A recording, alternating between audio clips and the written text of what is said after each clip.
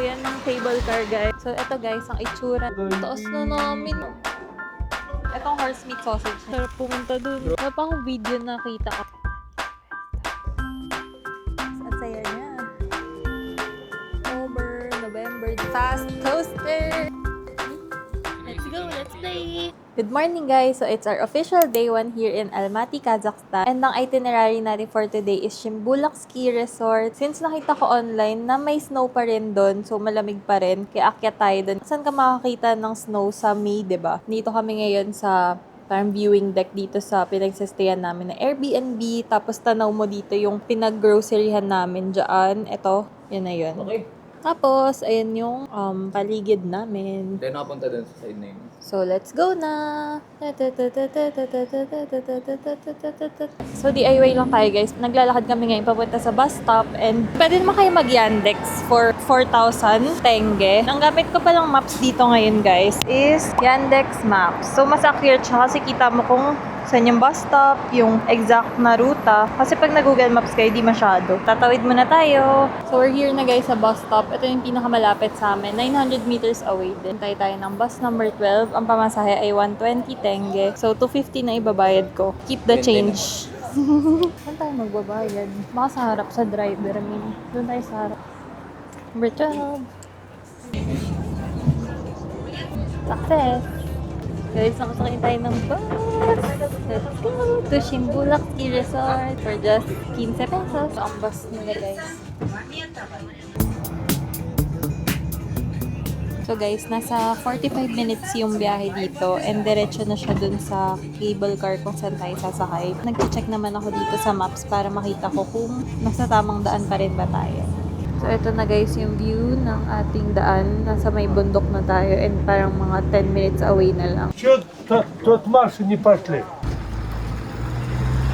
Dito na tayo, guys, sa Motor Ropeway. Magsakay tayo ng cable car. So yan ng cable car, guys. Sasakyan natin. Cable car pa bundok yan? Oo. Ruta wala na dun. Hindi mo na makita. So ito ang itsura dito. Guys, may sobrang bait na tao. Binigyan tayo ng ticket. So meron na tayong pang 1 tao. Sayang, di natin na-videoan si Idol. Pogi pa naman siya. Shout out. Mukha siyang Korean-American. Ganun ang itsura. So baka mabasa pa to. Ang lamig na dito. Guys, ganito itsura ng ticket. And free niya nga nakuha. Tayo ang napili ni Idol. Here. So, may card payment naman sila. So, ito, guys, ang itsura na sakayan. So, i-risk lang namin. At least yung pababa, kung 6,000 lang, makatipid tayo 4,000 lang. Same daw kami ng ticket, guys. Thank you! Kabado kami kasi ang lamig dito pa lang. Like, pinunta namin dito, parang nga hindi kami magdala ng malamig na damit eh. So, this is the view! Guys, nakasakay na tayo. So, ang bayad dito 10K. Taas na namin, guys. Zero Billy CBT. Zero Billy CBT. Zero Billy CBT. So guys, ito ang ating view. Ang ganda. Grabe ang landscape nila. May ano ba oh? May tweet pa. So guys, nandito na kami sa first stop and sakay na tayo ng another cable car. Max of 8 people per cabin. Zero visibility na ulit. Tapos may nakikita na kami mga yellow. So, wala kami makita. Saan ang next? Ayun. Wala oh. Ayan na nga. Wala rin makikita. Pwedeng pang horror. Na tayo sa last stop. Nalamig na kami, guys. Grabe, walang zero visibility. So, parang sarado yung chairlift to. So guys, kami lang sumakay sa last na cable car. And grabe, walang makita. Walang view. Tapos yung mga ganyan, sarado. Hindi operational kasi zero visibility nga. So makikita ninyo, hindi nyo makikita. Pero may mga ice dito sa may baba. Grabe, wala kaming heat tech. Wala kaming kahit anong panlamig. And naka-t-shirt lang ako. Tiis winter. Guys, nakikita nyo yan? Kami din, nakikita namin. What the fuck? Pumunta nga kami dito ng May para hindi kami magdala ng thermal. Pero, pumunta pa rin kami sa malamig. Ang galing! Si Koki, guys! What the fuck? Guys, nandito na kami. And my doggy. Grabe, di siya ginigilaw. And walang view. Guys, nandito na tayo sa last stop and umuulan. So, ayun si Doggy. Magtanong tayo. Wala kasing mapagtanungan eh. Pero ito, makikita nyo may ice dyan. And saan ang view? Grabe, snowy. Hindi kita eh. So guys, sumakay na kami ulit ng second one and grabe frostbite yata kami. Sana di naman. Sobrang lamig and bumaba na tayo agad. Sayang nga itong experience natin kasi wala tayong drone shot. Di tayo nakakuha ng magandang videos and photos dun sa snowy mountain. Kasi snowy naman talaga yung mountain. Sadyang di kita kasi nga umuulan. Yung talaga, may malas talaga and tayo yun. Swerte nga tayo, nakakuha tayo ng free. Pero wala naman tayong view. Bili muna tayong kape guys. Ito kami sa Gusto Coffee. Guys, ito ang na-miss out natin. Wala tayong picture sa taas. Diba, balik na lang tayo. Guys, kain tayo dito sa Nabat Restaurant. Nandito na tayo guys sa loob ng Nabat Restaurant. And order na tayo. Hello. Thank you. So guys, ito yung orderin namin. Love na pang tig-isa lang. Tatanong ko paano difference itong dalawa. Pero possible na yun yung orderin natin. So, isa-shot na daw namin to guys. Cheers muna tayo. Cheers. First meet kaya tayo. Teka lang. Yan yung lasa. Hindi, parang ano daw. Parang probiotic yun. Probiotic. Bukaya. Maasim na maalat. Order din kami guys ng compote or parang made siya with fresh fruits. Pwedeng dried, pwedeng fresh. Sarap naman. And ang nice din ang interior nila dito. So guys, nagbigay sila ng free pastry on the house daw. So parang ano siya, puff bread. Pero parang ang similar sa kanya ay yung parang mga donut sa atin, Sel. Pero ito yung hindi pa nalagyan ng patamis. Nasa may oil kasi. So guys, here's my order and di ko na na-videohan kanina kasi nag-film kami for TikTok. So, ayan, mukhang nagustuhan naman niya. At itong horse meat sausage nila guys, very meaty siya kung makikita niyo. May strands pa. Parang nilagay lang meat talaga dun sa loob ng skin nung lagay ng sausage. Pero horse meat lang din talaga siya. Kainan na. O ba mamantika nga. Parang naluto siya, nakalaglag sa oil. Pero grabe yung lasa. Sarap. Pwede pang Pinoy yung lasa nito. Ma-approve to. No? Tapos calorie niya. So, done na kami kumain guys. And ngayon naman, pupunta tayo ng Green Bazaar. Or dun din pala sa Ascension Cathedral. Currently, umuulan pa ang lakas. Medyo mahirap kasi 1.5 km yung lalakarin natin. So, di ko nga alam ba't umuulan dito kasi kaya nga namin pinili ang May para medyo yung weather, di ba, mas predictable. Kaya lang ngayon, minalas lang yata talaga kami. So, ito guys, nadaan namin, Zambil Monument or Poet daw nila dito. So, medyo malayo pa tayo sa pararoonan. Magmimix huwa. Help me. Help me. No ice kasi sobrang ginaw. So guys, nandito na tayo sa Ascension Cathedral banda. So ito yata si Panfilov Park. And wala akong internet eh. So guys, kami ay nabasa ng kotse doon sa pinagbibideo natin kanina. Sobrang basa ng likod namin kasi nakatalikod kami. So, ito itsura ng park. So very relaxing. So guys, ito yung isang monument dito. Tapos puntahan natin ng Eternal Flame. An eternal flame. Say my name. Hindi ko ramdam ng init. Eternal Flame. Ang init. Masarap pumunta dun. Grabe, ang lakas ng ulan. Uy, may rose oh. Guys, nandito na tayo sa Ascension Cathedral. Wala pa akong video nakita ako. So guys, punta tayo sa entrance. Nandito daw sa right. Pero isa siyang Russian Orthodox Church. So kami ay giniginaw pa rin. Mukhang may entrance hanggang 6 p.m. 5:30 ngayon. Sobrang liwanag. And umuulan. Pag gloomy pa yan, pero maliwanag. Nandito yata ang entrance.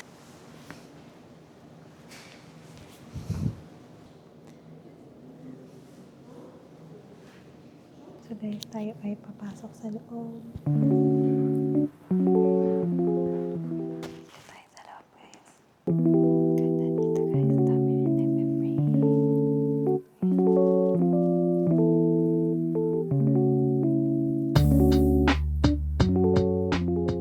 So guys, for our next stop, dito tayo sa Green Bazaar. Walking distance lang naman siya sa Ascension Cathedral. Ito ang itsura niya dito guys. Maraming mga spices, mga nuts. Yan lang naman siya. Dito may mga fruit. Meron din fresh juice. And sarado na yung iba. So guys, napunta kami dito sa lugar ng mga Tiangge. Tapos sa baba parang meron pang fruit and spices store. So baka yan yung pang locals kasi puro pang mga turista dun sa main. Guys, next stop, Chocolate Factory or museum lang ba to? Tara! Last stop for the day. Ay, may basa. Let's go inside. Ay, hindi. So here na guys yung mga chocolate. Meron dito maliit na store. Parang sa gilid lang siya. So, ayan, yung parang dinadakot. Dito naman guys, yung Kazakhstan chocolate for 1,000 lang. Pwedeng kasalubong and remembrance. Taste test. Tikman na niya guys. And mapait. Parang dark chocolate. Sarap.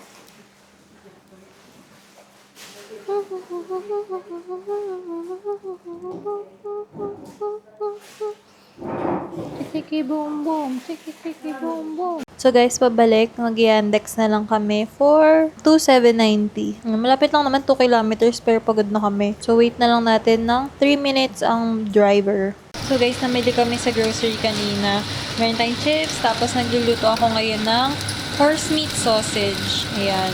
Para meron lang kaming quick dinner. Okay dito sa pinagsistayan namin kasi meron tayong lutuan. Tapos, mili din ako ng dessert ko. Tapos, merong instant na mashed potato. May isa pa akong noodle. So, yun na lang ang ating dinner. Or parang snack lang. Good morning guys! So, it's our official day 2 here in Kazakhstan. And, ang itinerary natin for today is Koktauba Hill. Dahil medyo sunny ngayon, magandang umakyat doon kasi open area yon. Tapos, sasakay tayo ng mga rides. So, maganda. Hindi umuulan syempre. Pambawi siguro to ng universe na nangyari yesterday. Kaya tara, kahit late na tayo nag-start. 11:31 na dito. Marami pa rin tayo magagawa doon. So, let's go!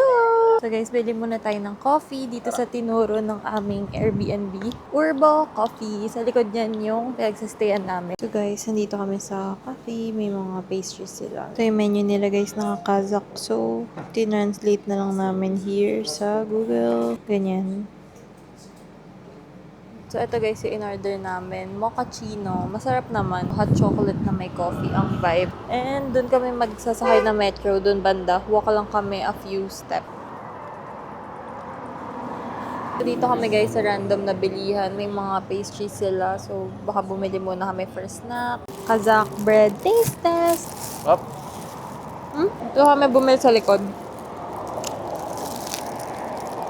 Asan yung laman? Asan ang laman? Parang meron naman. Kanya parang ano. Guys, bumili kami ng pizza. Sa kanya, cheese bread. Cheese bread daw. Ang sarap ng pizza niya. May smoky flavor. Kasi mga pigeon dito, parang sila yung mga aspin. Dito pigeon. Itong pigeon na isa, lumapit sa akin eh. Ito isa, hinihintay tayo. Ay, dalawa na sila.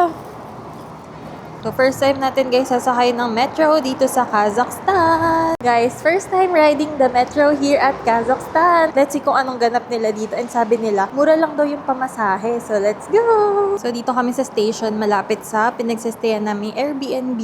So, pasok tayo to the trains. May English naman kasi meron daw ditong security check. Guys, ito yung itsura ng metro nila. And alam nyo ba, pwede magbayad via credit card. So, itong Gcash Visa lang yung tinap namin. Let's see later how much yung pamasahe. And ang laki, ang ganda. May security check kanina, di ba guys? Yung tao doon, sobrang bait sabi sa amin. Philippines? Sabi namin, yes! Ang saya niya. Ang bait niya guys, tapos nagbabay pa sila sa amin. Pupunta kami ngayon guys sa Koktauba Hill and dito kami sumakay sa station na to tapos 2 stops lang daw. Actually 3. 1, 2, third stop tayo bababa. So, ang gamit namin dito ay Yandex Map. Mas accurate to compared sa Google Maps here kasi pati yung metro nila, bus lalabas dito.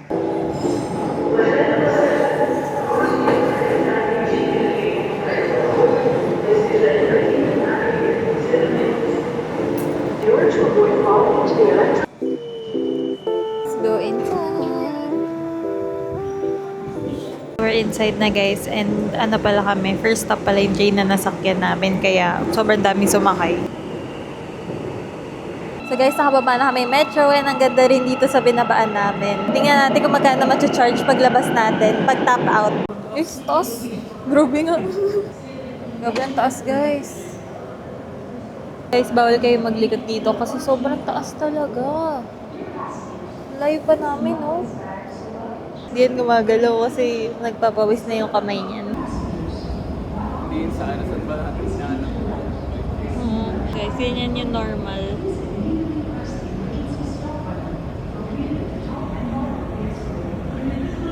May ending pala to. Sobrang haba. So, dyan na yung exit. Let's go! Pakita natin na gumagana ang visa. Asa na yun? Ito na ba yun? Ay, baka hindi tayo dito. Thank you! Guys, hindi na pala magtatap palabas. Buti may mabait. Sabi pa niya sa amin. 1, 2, 3. Welcome to Kazakhstan! Sabi niya. Ang cute! Guys, random place lang to dito. Pero sa atin, tourist spot na yan. So, sa tawid na guys, yung Koktobe Hill na cable car. Pero dito makikita nyo mayroong monument. Ano rin yan? Puntahan din yan dito. And ito na yung Kazakhstan Hotel. So, dikit-dikit na sila. Pwede nyo puntahan all at once. So, ito na yung malapitan ng monument. Selfie lang tayo dyan. So, here's Koktobe. Cable car, tabi siya ng Novotel. And dito, baka dito kami banda mag-picture for the Kazakhstan Hotel. October, November, December. So, pasok na tayo, guys. May reporter sa gilid. Angat. So, ang rate pala nila, guys, ay 10K pala. So, ito yung round trip. Adult, 10,000. And then, 7,000 for the fast coaster. Buy ticket. Thank you. Thank you.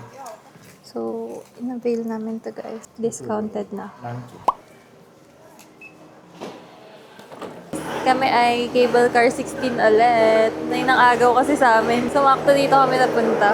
This is the cable car, guys. Try ko mag-insert dito ng 360 cam videos. So guys, nandito na tayo sa loob ng cable car. 10,000 to for round trip. Pero meron silang promo na parang 16,800 kasama na yung coaster, cable car round trip, and Ferris wheel. So sasakay din tayong Ferris wheel. So yan, ganda. Ang taas natin, grabe. Ito naman, mas maiksi siya. Fun fact guys, yung cable car na sinakyan namin yesterday ay third sa longest cable car here in the world. May humps. Hilig nila sa pakaw. Hindi ata 24, grabe naman.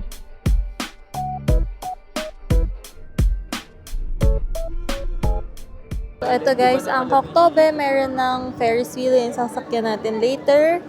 Tapos, ayan ang signage nila, Koktobe. Meron dito guys na mga games. Ito parang pang kids siya.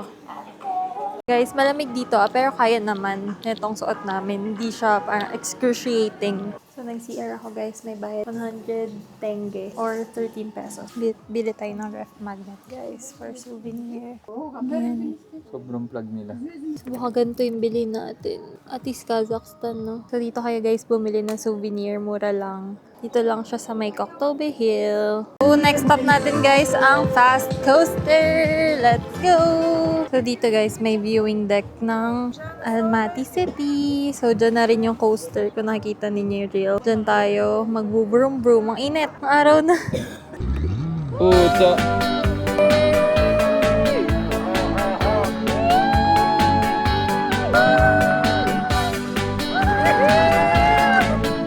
Shit! Hindi ko kaya ibalik na. Nakatakot ka! Sweet! What? Shit, nakakatakot. Angas! Ubangga tayo yan. Baka nakakontrol niya naman yan. Attention curve. Mababa rin, no? Mataas to, ah.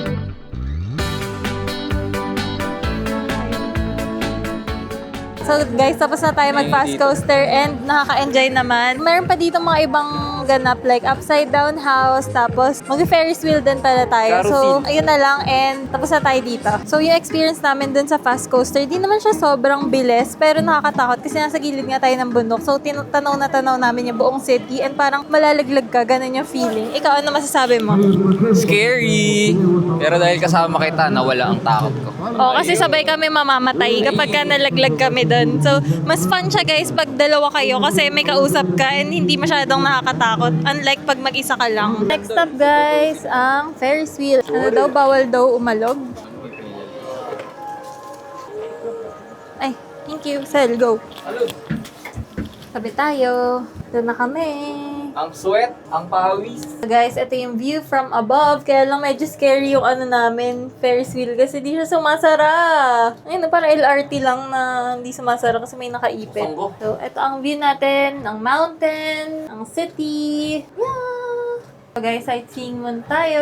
In-enjoy na lang namin yung ride kasi very peaceful siya. Tahimik dun sa taas. Tapos, sobrang kita mo rin yung green. So, sa atin, di ba, hinahike pa yan dito. Sakay ka lang ng Chubibo. Nakita mo na. So, next stop naman natin, guys, is our late lunch. So, nag-research ako and sikat daw dito tong Bayordak. Insert ko na lang dito. Fast food daw nila yun dito and better daw siya than Navat kasi yun, mas authentic. So, nandito kami sa may bandang Kazakhstan Hotel and dito tayo sasakay ng bus number 12 ulit. Okay, sumakses ulit ang ating pagsakay. 120 tenge.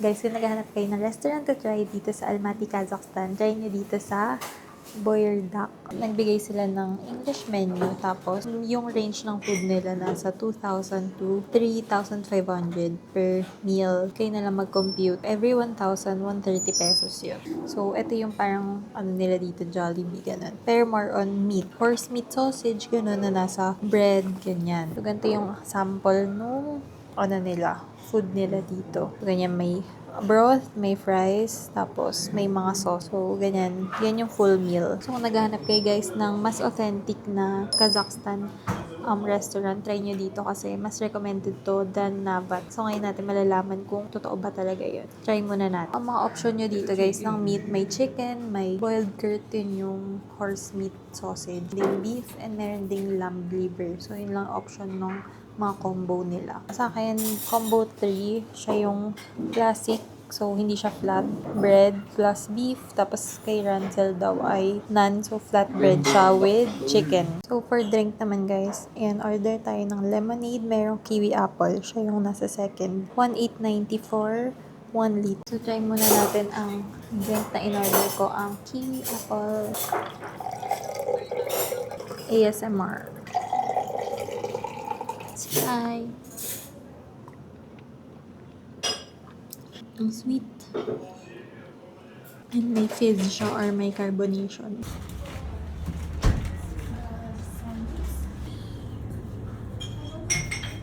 So, ito na ating order. So, yung akin yung hindi flat, normal lang. Tapos, meron na siyang pickles. So, may soup na rin siya, may fries, tapos may mga dip. So, let's try. Sa akin yung hindi flat, sa kanya flat. So, sabaw muna. Parang ano, yung free na sabaw sa mga nice. Presentation, 10 out of 10. Try na natin muna yung may ano may chili, tas may pickle. Burger version nila. Ang lambot. Ganito pa naman yung bread na gusto ko. Pero mayo nila din naman sweet eh. Parang mas masarap pag crispy yung labas. So, I think mas magugustuhan nyo yung naan. Iba yung burger nila dito. Ito. May ketchup din. Asim. Baka ito yung yung drink nila, Ming. Parang kayo yung kalasa eh. Then, ito, I think, sour cream. Ay, hindi. Butter. Parang nasa in-between nilang dalawa. Nalalasahan ko yung pagka-butter, tapos nalalasahan ko rin yung pagka-cheese whiz. Ano pa din sour cream? Sadyang sobrang asim niya. No? Sa'yo mas okay kainin kasi buo. Sobrang soak sa'yo sa mayo. Parang tuna salad. Sarap! Mas okay to guys kaysa dun sa chicken. Pero kung mahilig kayo sa mga may mayo na tuna sandwich, chicken sandwich, magugustuhan nyo yun. Tapos ito, orderin nyo ng flatbread, yun naan. Naka 6,825 tayo or yan, 887 in pesos. Hindi ko alam, parang may discount. Hindi ko pa kasi ma-translate, walang internet. You know, naka 50%. So, yung order mo yata to sa Lo, naka 50 off. 1,425 na lang. So guys, meron palang promo talaga. Ayan. Combo 6 and 7. Eh kasi, yun yung chicken. Buti nga di puro chicken order natin eh. Kasi ayaw niya ako kumain ng kanya. So guys, we're done eating. And ngayon naman ang agenda natin ay maghanap ng pickleball court. Try lang. Mag-metro na lang kami later. Pero ngayon, balik muna tayo sa house para magdala ng damit. So guys, nasa grocery tayo. Ito yung mga paninda nila dito. Yung mga bread nila, mga biscuit. Naka-plastic lang. Tapos itong wafer, walang tatak. Ngayon na yun. Parang pebisco nilabanan. Oo nga no. Try natin naka-cone. Ito. Isang itatry ko ay may squirrel. Kanya may... Let's taste test. Mas marami ba yung akin? Okay, marami